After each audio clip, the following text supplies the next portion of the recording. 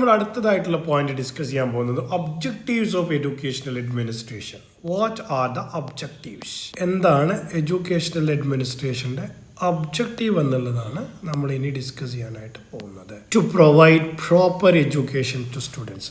നമ്മൾ ഏത് കാര്യം അഡ്മിനിസ്റ്റർ ചെയ്യുക എന്ന് പറഞ്ഞാൽ അതിൽ ഏറ്റവും പ്രോപ്പർ ആയിട്ടുള്ള വിദ്യാഭ്യാസം കുട്ടികൾക്ക് കിട്ടുക എന്നുള്ളത് തന്നെയാണ് ഏറ്റവും പ്രധാനമായിട്ടുള്ളത്. വളരെ പ്രോപ്പർ എഡ്യൂക്കേഷൻ കൊടുക്കുക എന്നുള്ളതാണ് നമ്മുടെ ഏറ്റവും പ്രധാനപ്പെട്ട ഒബ്ജക്റ്റീവ് എന്ന് പറയുന്നത്. ദാറ്റ് മീൻസ് നമ്മൾ കൊടുക്കുന്ന എഡ്യൂക്കേഷൻ എന്തായിരിക്കണം? അക്കാഡമിക് ഗ്രോത്ത് ഉണ്ടായിരിക്കണം and also which help for professional development. And second point, ensure adequate utilisation of all resources. നേരത്തെ പറഞ്ഞ പോലെ നമുക്ക് ഹ്യൂമൻ റിസോഴ്സ് ഉണ്ട്, ഫൈനാൻഷ്യൽ റിസോഴ്സ് ഉണ്ട്, മെറ്റീരിയൽ റിസോഴ്സ് ഉണ്ട്. ഇത് മൂന്നിനെയും ഇഫക്റ്റീവായിട്ട് യൂട്ടിലൈസ് ചെയ്യുക എന്നുള്ളത് എഡ്യൂക്കേഷണൽ അഡ്മിനിസ്ട്രേറ്ററിന്റെ പ്രധാനപ്പെട്ട ഒബ്ജക്റ്റീവാണ്. And when come to the next one, promote professional ethics and development among teachers. That means നമ്മൾ ടീച്ചേഴ്സിന്റെ അവരുടെ പ്രൊഫഷണൽ ആയിട്ടുള്ള എത്തിക്സ് എന്ന് പറഞ്ഞു കഴിഞ്ഞാൽ ടീച്ചർ ആരായിരിക്കണം? ഡെഡിക്കേറ്റഡ് ആയിട്ടുള്ള ആളായിരിക്കണം, ഹാർഡ് വർക്കിംഗ് ആയിരിക്കണം, ഇന്നോവേറ്റീവ് ആയിരിക്കണം. സോ ഇതിനെ പ്രൊമോട്ട് ചെയ്യുക എന്നുള്ളതും എഡ്യൂക്കേഷണൽ അഡ്മിനിസ്ട്രേഷൻ്റെ ഒബ്ജക്റ്റീവ്സ് ആണ്. Then what is the next one? Introduce students to democratic living and good citizenship. നമ്മൾ എപ്പോഴും പറയാറുണ്ട്, ഒരു എഡ്യൂക്കേഷണൽ അല്ലെങ്കിൽ എഡ്യൂക്കേഷൻ എന്ന് പറഞ്ഞാൽ തന്നെ അവനെ ബെറ്റർ സിറ്റിസൺ ആക്കുക എന്നുള്ളതാണ്. അതുകൊണ്ട് തന്നെ we should teach him democratic values ഉണ്ടാകും, സോഷ്യൽ റെസ്പോൺസിബിലിറ്റി ഉണ്ടാകും, പിന്നെ സിറ്റിസൺഷിപ്പ് ഉണ്ടാകും. Students must learn respect rules, rights and duties. ഇതൊക്കെ പഠിപ്പിക്കുക എന്നുള്ളതും ഒബ്ജക്റ്റീവായിട്ട് നമുക്ക് എടുക്കാവുന്നതാണ്. ദെൻ മൊബിലൈസ് ദി കമ്മ്യൂണിറ്റി എന്ന് പറഞ്ഞു കഴിയുമ്പം നമ്മൾ പാരൻസ്, സ്കൂളുമായി ബന്ധപ്പെട്ട് നിൽക്കുന്ന അല്ലെങ്കിൽ അലൂമിനി, ഇവരെയൊക്കെ മൊബിലൈസ് ചെയ്യുക എന്നുള്ളതും നമ്മുടെ ഒരു ഒബ്ജക്റ്റീവാണ്, ഒരു അഡ്മിനിസ്ട്രേറ്ററുടെ ഒബ്ജക്റ്റീവാണ്, എഡ്യൂക്കേഷൻ അഡ്മിനിസ്ട്രേഷൻ്റെ ഒബ്ജക്റ്റീവാണ്. Then organise co curricular activities. സ്കൂളിൽ കരിക്കുലർ ആക്ടിവിറ്റീസ് ഉണ്ടാകും, but in addition to the curricular activities we are co curricular activities. അതെന്തിന് സഹായിക്കും? The holistic development of a സ്റ്റുഡൻറ്റിൻ്റെ എല്ലാ മേഖലയിലുള്ള വർധന മീൻസ് ഡെവലപ്മെൻറ്റിന് എന്ത് സഹായിക്കും? Co curricular. അപ്പോൾ അതിനെ കൃത്യമായി ഓർഗനൈസ് ചെയ്യുക, അത്തരം കരിക്കുലം ഡെവലപ്പ് ചെയ്യുക എന്നുള്ളതും ഒബ്ജക്റ്റീവാണ് education administration. Get the work done efficiently. Then നമ്മുടെ സബോർഡിനേറ്റ്സിനെ കൊണ്ട് വളരെ എഫിഷ്യൻ്റായിട്ടും ഇഫക്റ്റീവായിട്ടും കാര്യങ്ങൾ ചെയ്യിക്കുക എന്നുള്ളതും നമ്മുടെ ഏറ്റവും പ്രധാനപ്പെട്ട ഒബ്ജക്റ്റീവാണ്. ഇതൊക്കെ പറയുമ്പോൾ എവിടെയൊക്കെയാണ് നമ്മൾ എഡ്യൂക്കേഷൻ അഡ്മിനിസ്ട്രേഷൻ നമ്മൾ പറയുന്നു, എവിടെയൊക്കെയായത് നമുക്ക് ഇംപ്ലിമെൻറ്റ് ചെയ്യാൻ പറ്റുക? എഡ്യൂക്കേഷൻ അഡ്മിനിസ്ട്രേഷൻ നമുക്ക് എവിടെയൊക്കെ ഇംപ്ലിമെൻറ്റ് ചെയ്യാൻ പറ്റും? ഡെഫിനറ്റ്ലി പ്രൈമറി സ്കൂൾസിലുണ്ട്, പ്രീ പ്രൈമറി സ്കൂൾസിലുണ്ട്, ആൻഡ് വി ഹാവ് പ്രൈമറി സ്കൂൾസിൽ ഇതുണ്ട്. ദെൻ സെക്കൻഡറി സ്കൂൾസിൽ നമുക്ക് ഹയർ സെക്കൻഡറി സ്കൂൾസിലുണ്ട്, ഹയർ എഡ്യൂക്കേഷനിൽ. ഇവിടെയൊക്കെ എന്ത് പോസിബിളാണ്? എഡ്യൂക്കേഷണൽ അഡ്മിനിസ്ട്രേഷൻ എന്ന് പറയുന്ന കോൺസെപ്റ്റ് പോസിബിളാണ്. ഇനി ഇതിന് സ്കൂളിലെ അല്ലെങ്കിൽ സ്കൂൾ എഡ്യൂക്കേഷനെ മാത്രമല്ല, അതെന്ന് പറയുന്നത് നമ്മൾ ഓൾറെഡി അറിയുന്ന സ്ട്രക്ചേർഡ് ആയിട്ടുള്ള എഡ്യൂക്കേഷൻ സിസ്റ്റത്തെ നമ്മൾ ഫോർമൽ എഡ്യൂക്കേഷൻ എന്ന് പറയാറുണ്ട്. ഈ ഫോർമൽ എഡ്യൂക്കേഷൻ്റെ അപ്പുറത്തെ വി ഹാവ് നോൺ ഫോർമൽ എഡ്യൂക്കേഷനുണ്ട്, അഡൾട്ട് എഡ്യൂക്കേഷനുണ്ട്, ജനറൽ എഡ്യൂക്കേഷനുണ്ട്, we have vocational education, special education, integrated education and technical and professional education. ഇങ്ങനെ ഡിഫറെൻറ്റ് സ്ട്രീംസ് നമുക്കുണ്ട് എഡ്യൂക്കേഷനിൽ. ഈ എല്ലാ മേഖലകളിലും എന്ത് പോസിബിളാണ്? എഡ്യൂക്കേഷണൽ അഡ്മിനിസ്ട്രേഷൻ എന്ന് പറയുന്ന ഏരിയ പോസിബിളാണ്. ഇനി അഡ്മിനിസ്ട്രേഷൻ അല്ലെങ്കിൽ മാനേജ്മെൻറ്റ്, നമ്മളൊരു എഡ്യൂക്കേഷൻ ഇൻസ്റ്റിറ്റ്യൂഷനെ മാനേജ് ചെയ്യുമ്പം 4 രീതിയിൽ നമുക്ക് മാനേജ് ചെയ്യാൻ പറ്റും. അതാണ് നമ്മൾ ഇനി ഡിസ്കസ് ചെയ്യാൻ പോകുന്നത്. നമ്പർ 1 എന്ന് പറയുന്നത് നമുക്ക് ഡെമോക്രാറ്റിക് രീതിയിൽ ഇതിനെ മാനേജ് ചെയ്യാം. So that means collectively with all the staff members and students. Number 2 autocratic എന്ന് പറയുമ്പം decision taken by single authority. നിങ്ങളൊരു ഹെഡ് മാസ്റ്റർ ആണെങ്കിൽ അയാൾ എടുക്കുന്ന ഡിസിഷൻ അയാൾ ഇംപ്ലിമെൻറ്റ് ചെയ്ത് പോകുന്നതിനെയാണ് ഓട്ടോക്രാറ്റിക് എന്ന് പറയും. നോമിനൽ എന്ന് പറഞ്ഞു കഴിഞ്ഞാൽ ഒരു ലീഡർ എന്നുള്ള രീതിയിലോ ഒരു HM എന്നുള്ള രീതിയിലോ ഒരാളുണ്ടായിരിക്കും, പക്ഷെ അയാൾക്ക് പവർ ഉണ്ടാവില്ല, കൃത്യമായി കാര്യങ്ങൾ ചെയ്യാൻ പറ്റില്ല. റിയൽ എന്ന് പറയുന്നത് ഇതിൻ്റെ എല്ലാം കൂടെ ഡെമോക്രാറ്റിക്കും ഓട്ടോക്രാറ്റിക്കും എല്ലാം മിക്സപ്പ് ചെയ്തുകൊണ്ട് effective and functional management use ചെയ്യുന്നതിനെയാണ് നമ്മൾ റിയൽ അഡ്മിനിസ്ട്രേഷൻ എന്ന് പറയുന്നത്. ഇതാണ് നമുക്ക് എന്തുള്ളത്? 4 ടൈപ്സ് ഓഫ് മാനേജ്മെൻറ്റ് നമുക്കുള്ളത്.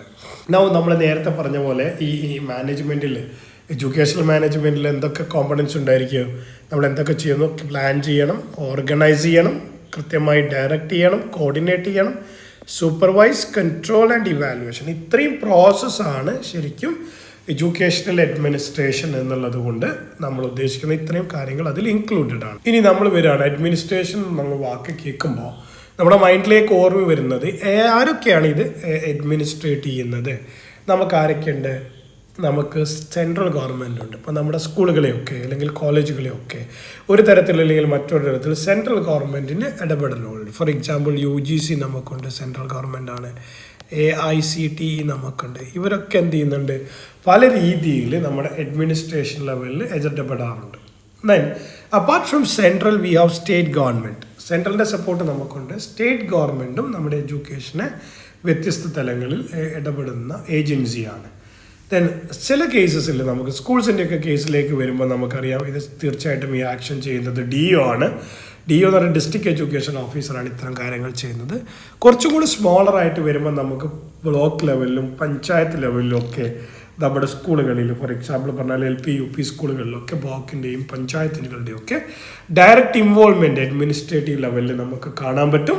ഇതിൻ്റെയൊക്കെ താഴെയായിട്ട് എല്ലാ സ്കൂളിലും ആ സ്കൂളിൻ്റെ ഒരു സിസ്റ്റം ഉണ്ടാകും. അതിനെയാണ് നമ്മൾ ഇൻസ്റ്റിറ്റ്യൂഷണൽ എന്ന് പറയുന്നത്. അപ്പോൾ ഇത്തരത്തിൽ ഡിഫറെൻറ്റ് ലെവൽസിൽ നമുക്ക് എന്ത് നിലനിൽക്കുന്നുണ്ട്? അഡ്മിനിസ്ട്രേറ്റീവ് ലെവൽസ് നമുക്ക് നിലനിൽക്കുന്നുണ്ട്. ഇനി ഇൻസ്റ്റിറ്റ്യൂഷൻ ലെവലിൽ എന്തൊക്കെയാണ് ഒരു ടീച്ചറുടെ അല്ലെങ്കിൽ ഒരു അഡ്മിനിസ്ട്രേറ്ററുടെ റോള്? ഒന്നാമത്തെ കാര്യം, ഒരു ഇൻസ്റ്റിറ്റ്യൂഷൻ ആണെങ്കിൽ it should have A vision and mission. അത് വളരെ പ്രധാനമാണ്. ആ മിഷൻ മിഷനുണ്ട്. രണ്ടാമത്തെ ആളുടെ റെസ്പോൺസിബിലിറ്റി എന്ന് പറയുന്നത് planning, academic and co curricular activities ആണ്. അതിനുശേഷം അദ്ദേഹം ടൈം ടേബിൾ സെറ്റ് ചെയ്യണം. എന്തൊക്കെയാണ് ഓരോ ടീച്ചേഴ്സിൻ്റെയും സ്റ്റാഫിൻ്റെയും ഡ്യൂട്ടി എന്നുള്ള രീതിയിൽ ടാസ്ക് അലോക്കേറ്റ് ചെയ്യണം. സ്റ്റാഫിനെ മാനേജ് ചെയ്യുക എന്ന് പറഞ്ഞാൽ അവരെ ഹയർ ചെയ്യുക, അവരെ സൂപ്പർവൈസ് ചെയ്യുക, അവരെ സപ്പോർട്ട് ചെയ്യുക, ഡിസിപ്ലിൻ മെയിൻറ്റെയിൻ ചെയ്യുക എന്നുള്ളത് ഇൻസ്റ്റിറ്റ്യൂഷൻ ലെവലിൽ അഡ്മിനിസ്ട്രേറ്ററുടെ റെസ്പോൺസിബിലിറ്റിയാണ്. പിന്നെ വാട്ട് എവർ ദ ആക്ടിവിറ്റി നമ്മുടെ സ്കൂളിൽ നടക്കുന്ന എല്ലാറ്റിൻ്റെയും റെക്കോർഡ് കീപ്പ് ചെയ്യുക. ദെൻ കൃത്യമായി സൂപ്പർവൈസ് ചെയ്യുക സ്റ്റുഡൻസിൽ നിന്നും, ടീച്ചേഴ്സിൽ നിന്നും, പാരൻസിൽ നിന്നും. ആരൊക്കെയാണ് നമ്മുടെ സ്റ്റേക്ക് ഹോൾഡേഴ്സ്, അവരിൽ നിന്നൊക്കെ എന്തെടുക്കുക, ഫീഡ്ബാക്ക് എടുക്കുക എന്നുള്ളതും വളരെ പ്രധാനമാണ്. ഇനി നമ്മൾ അഡ്മിനിസ്ട്രേഷൻ്റെ ടൈപ്പിലേക്ക് വരികയാണെങ്കിൽ what are the types of educational administration? ഒന്നാമതായിട്ട് നമ്മൾ പറഞ്ഞ centralised and decentralised administration. Centralised എന്ന് പറഞ്ഞു കഴിഞ്ഞാൽ കേന്ദ്രീകൃതമായി നമ്മൾ ഒരാൾ അതോറിറ്റി ആയിട്ട് എടുക്കുന്നത്. ഡീസെൻട്രലൈസ്ഡ് എന്ന് പറഞ്ഞു കഴിഞ്ഞാൽ എല്ലാവർക്കും റെസ്പോൺസിബിലിറ്റി കൊടുത്തുകൊണ്ട് നമ്മൾ ചെയ്യുന്ന കാര്യത്തിനെയാണ്. Then internal and external. For example external എന്ന് പറഞ്ഞു കഴിഞ്ഞാൽ managed by people outside the institution. ഇപ്പം നിങ്ങൾക്ക് അറിയാൻ പറ്റും പല സ്കൂൾസിലും PTA ഒക്കെ ഇടപെടലുകൾ, ഗവൺമെൻറ്റിൻ്റെ ഇടപെടലുകൾ, ഇതിനെയാണ് നമ്മൾ എന്ത് പറയുക? എക്സ്റ്റേണൽ എന്ന് പറയും. ഇൻറ്റേർണൽ എന്ന് പറയുമ്പോൾ it is by the principal, teachers and staff members, ഇതിനെയാണ് പറയുക. അപ്പോൾ ഓട്ടോക്രാറ്റിക് ആൻഡ് ഡെമോക്രാറ്റിക് അഡ്മിനിസ്ട്രേഷൻ ഉണ്ട്. ഒന്ന് സെൻട്രലൈസ്ഡ്, ദെൻ എക്സ്റ്റേണൽ, ഇൻറ്റേർണൽ. മൂന്നാമത് വരുമ്പോൾ ഓട്ടോക്രാറ്റിക് ആൻഡ് ഡെമോക്രാറ്റിക്. നമ്മൾ നേരത്തെ പറഞ്ഞു considering all the stakeholders നമ്മൾ കൺട്രോൾ ചെയ്യുന്നത്. ഡെമോക്രാറ്റിക് എന്ന് പറഞ്ഞു കഴിഞ്ഞാൽ ഡിസിഷൻ മേക്കിങ്ങിൽ ടീച്ചേഴ്സും സ്റ്റാഫും സ്റ്റുഡൻസും ഒക്കെ പാർട്ടാകുന്ന ഒരു ഡെമോക്രാറ്റിക് അഡ്മിനിസ്ട്രേഷനാണ് എന്തുണ്ടാവുക? It encourages trust, cooperation and shared responsibility. ഇങ്ങനൊരു പോളിസി നമ്മൾ തുടങ്ങുമ്പോഴാണ് എന്തുണ്ടാവുക? ട്രസ്റ്റ് ഉണ്ടാവുക, കോപ്പറേഷൻ ഉണ്ടാവുക, റെസ്പോൺസിബിലിറ്റി ഉണ്ടാവുക.